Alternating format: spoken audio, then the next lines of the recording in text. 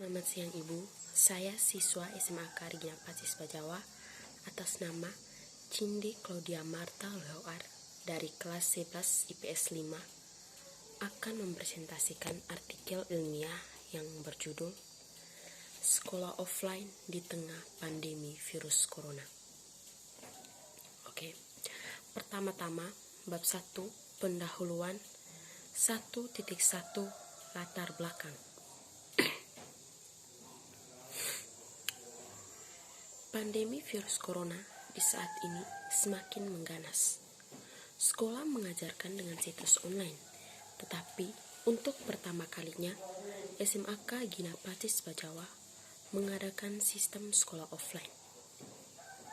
Inilah yang akan dibahas pada artikel ini di landasan teori. Yang berikut rumusan masalah. Yang pertama, kendala apa saja yang terjadi selama mengikuti kegiatan sekolah offline? Yang kedua, apakah kebijakan yang diambil sekolah sudah tepat? Ketiga, sampai kapan sekolah offline dapat bertahan? Adapun tujuannya, yang pertama, untuk mengetahui kendala apa saja yang terjadi selama mengikuti sekolah offline. Yang kedua, untuk mengetahui apakah kebijakan yang diambil sudah tepat. Yang ketiga, untuk mengetahui kapan sekolah offline dapat bertahan. Adapun abstraksi yang masih membahas tentang sekolah offline dan betapa berharganya teknologi pada zaman sekarang. Oke, kita masuk ke bab 2, landasan teori. Yang pertama, pengertian sekolah. Sekolah adalah bangunan yang menampung orang-orang yang ingin menimba ilmu. Sedangkan sekolah offline yaitu pembelajaran yang dilakukan dengan cara tatap muka atau berinteraksi langsung dengan warga sekolah. SMAK Regina Pacis Bajawa menjalankan sekolah offline pada tanggal 31 Agustus sampai 5 September 2020. Setelah sekian lama, mereka melakukan pembelajaran secara online. Sebenarnya, sekolah offline sangat membantu pada saat pandemi ini. Tetapi, pandemi ini dengan tetap menetapkan protokol kesehatan. Tetapi, kendala-kendala masih banyak yang harus dilalui, seperti malasnya anak-anak untuk pergi ke sekolah karena sudah terbiasa dengan pembelajaran yang dilakukan secara online. Selain itu juga, murid-murid yang tidak dapat menahan diri untuk tidak menjaga jarak dengan teman-teman mereka, dan itu pun menjadi kendalanya. Ada pula interaksi antar guru dan siswa maupun siswa dan siswa yang harus dibatasi karena berlakunya social distancing. Sebenarnya, kebijakan yang diambil sudah tepat. Hanya saja, pandemi yang menghentikan itu semua.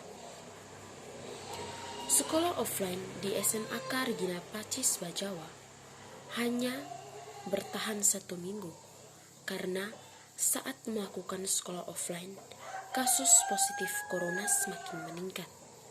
Maka dari itu, sekolah offline diberhentikan. Sebagian siswa merasa senang, ada pula yang merasa kecewa. Mereka yang merasa senang sebenarnya adalah murid-murid yang menginginkan sekolah online, karena bisa belajar sambil bersantai dan tidak harus memahami isi materi karena nanti tugas maupun kuis yang diberikan guru bisa dicari oleh Google tanpa mereka harus memahami isi materi tersebut. Hal ini sebenarnya menjadi tantangan tersendiri bagi para guru untuk menciptakan sistem belajar yang menyenangkan, yang menarik perhatian siswa-siswi untuk lebih senang memahami materi.